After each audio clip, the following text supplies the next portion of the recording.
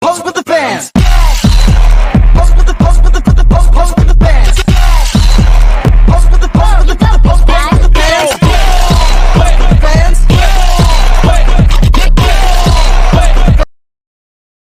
But you came along and you changed everything. You lift my feet off the ground. You spin me around. Sistem reproduksi adalah kumpulan organ dan struktur dalam tubuh yang berfungsi untuk menghasilkan keturunan.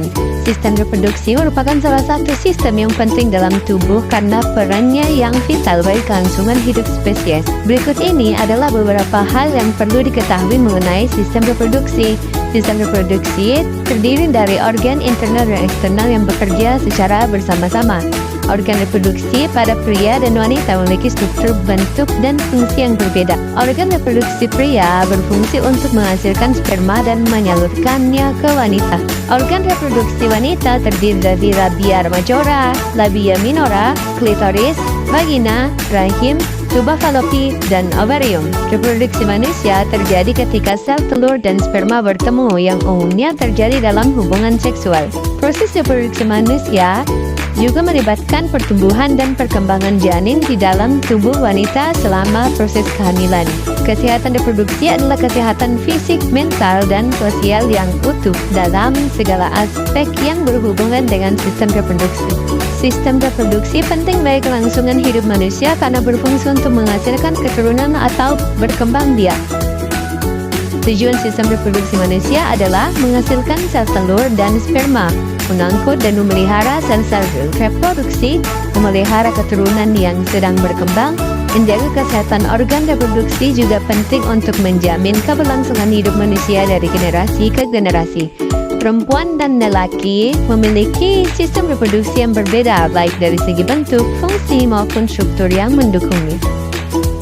Pentingnya pendidikan tentang sistem reproduksi, menumbuhkan pemahaman tentang kesehatan reproduksi termasuk pencegahan penyakit seksual dan pentingnya perencanaan keluarga. Pencegahan penyakit seksual dengan memahami kesehatan reproduksi, remaja dapat mengambil keputusan yang bertanggung jawab untuk mencegah infeksi menular seksual. Perencanaan keluarga, pengetahuan tentang kesehatan reproduksi memungkinkan remaja merencanakan kehamilan secara bertanggung jawab. Selain itu, memahami kesehatan reproduksi juga penting untuk membuat keputusan yang tepat mengenai hubungan seksual, menjaga kesehatan organ reproduksi, membangun hubungan yang sehat, membangun masa depan yang lebih cerah. Sistem reproduksi pria berfungsi untuk menghasilkan, menyimpan, dan mengantarkan sperma untuk pembuahan. Fungsi utamanya meliputi yang pertama, menghasilkan sperma. Testis menghasilkan sperma melalui spermatogenesis. Yang kedua, memproduksi hormon testosteron. Testis juga memproduksi testosteron untuk perkembangan ciri seksual pria. Yang ketiga, penyimpanan dan pematangan sperma. Sperma disimpan dan dimatangkan di epididymis. Yang keempat, pengangkutan sperma. Sperma dibawa melalui saluran deferens melalui uretra. Yang kelima, menyediakan cairan penunjang. Kelenjar, prostat, dan vesicula seminalis menghasilkan cairan yang bergabung dengan sperma membentuk semen. Yang keenam, atau yang terakhir, ejakulasi. Sperma dikeluarkan melalui uretra selama ejakulasi untuk memungkinkan pembuahan. Spermatogenesis adalah proses pembentukan sperma di testis yang berlangsung dalam beberapa tahap. Yang pertama, spermatogenia atau sel induk sperma. Tubulus seminiferus bersifat diploid dan membelah mitosis. Yang kedua, pembelahan mitosis. Spermatogenia tipe A mempertahankan populasi, sedangkan tipe B berkembang menjadi sel primar spermatosit. Yang ketiga, meiosis. Sel primar spermatosit membelah menjadi 2 sekunder spermatosit, yang kemudian membelah lagi menjadi 4 spermatid. Yang keempat, spermiogenesis. Spermatid mengalami perubahan bentuk menjadi sperma matang atau spermatozoa dengan kepala, badan, dan ekor. Dan yang terakhir atau tahap terakhir adalah pematangan sperma. Sperma disimpan dan dimatangkan di dalam epididymis, dan hasil akhirnya adalah 4 sel sperma dari 1 spermatogenium. Proses ini berlangsung terus-menerus selama pubertas. Sistem reproduksi wanita terdiri dari organ-organ yang bekerja bersama untuk memungkinkan proses reproduksi, termasuk pembuahan dan kehamilan. Organ-organ utama dalam sistem reproduksi wanita adalah ovarium, tuba fallopi, rahim, serviks, dan vagina. Organ-organ utama dalam sistem reproduksi wanita yang pertama adalah ovarium. Terdapat 2 ovarium di dalam tubuh wanita, masing-masing berfungsi untuk memproduksi sel telur atau ovum, dan hormon-hormon reproduksi seperti estrogen dan progesteron. Ovarium juga bertanggung jawab untuk mengatur siklus menstruasi.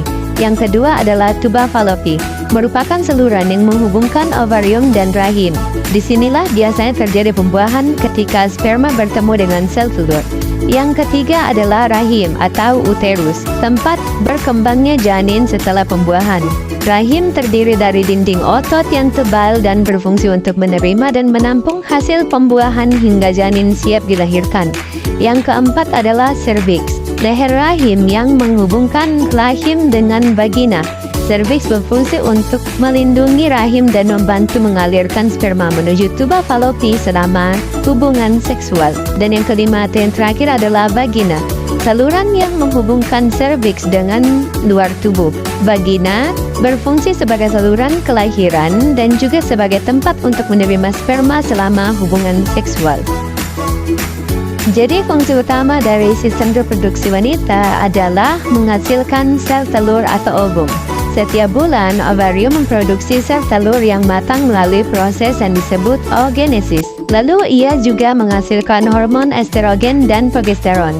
Hormon-hormon ini berperan dalam mengatur siklus menstruasi serta mempersiapkan tubuh untuk kemungkinan kehamilan. Estrogen mempengaruhi pertumbuhan dan pematangan sel telur, sementara progesteron berperan dalam mempersiapkan rahim untuk menerima sel telur yang dibuahi. Proses oogenesis adalah proses pembentukan sel telur dalam ovarium yang dimulai sejak kehidupan janin wanita yang berlanjut sampai menopause. Selama kehidupan janin, ovarium wanita menghasilkan jutaan sel telur, namun hanya sekitar 400-500 sel telur yang akan matang dan dilepaskan selama kehidupan reproduksi wanita. Tahap oogenesis yang pertama adalah oogonium atau sel induk telur.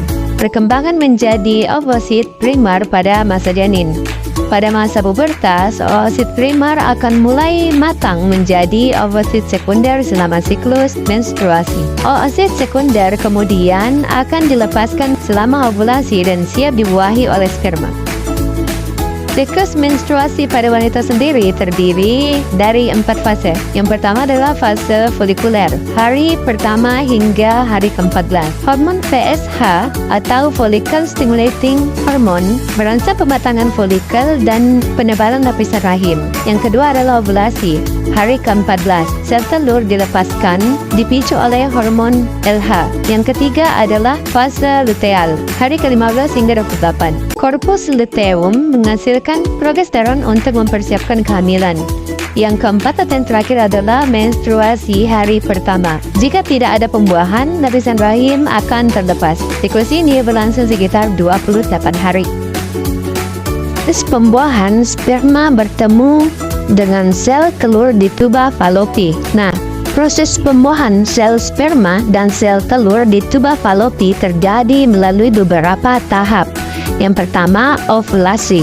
Folikel telur di ovarium pecah dan melepaskan sel telur yang sudah matang ke tuba fallopi. Yang kedua, pergerakan sperma. Sperma bergerak dari leher rahim ke tuba fallopi untuk mencari sel telur. Sperma dapat berenang dengan kecepatan 2,5 cm setiap 15 menit. Yang ketiga, pembuahan. Sperma menembus cangkang sel telur dan membuahinya. Yang keempat, pembuatan zigot.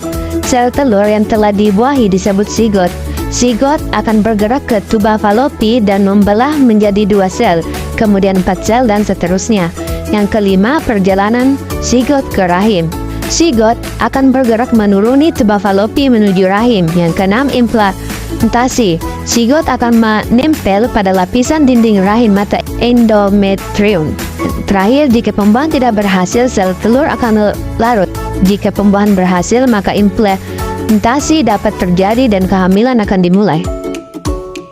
Perkembangan zigot dimulai setelah pembuahan sel telur oleh sperma dan membentuk zigot yang diploid. Zigot kemudian melalui serangkaian pembelahan sel mitosis yang cepat menghasilkan morula atau bola sel padat. Morula berkembang menjadi blastula yang memiliki rongga berisi cairan blastosis. Blastosis ini kemudian menempel pada dinding rahim atau implantasi dan sel-sel trofoblast membentuk plasenta. Selanjutnya, gastrulasi terjadi, membentuk 3 lapisan germinal, yaitu ectoderm, mesoderm, dan endoderm, yang akan berkembang menjadi berbagai jaringan dan organ tubuh. Implantasi adalah proses di mana blastosis menempel dan tertanam pada dinding rahim sekitar 6-7 hari setelah pembuahan. Proses ini meliputi yang pertama, pergerakan blastosis dari tubuh falopi ke rahim. Yang kedua, penempelan.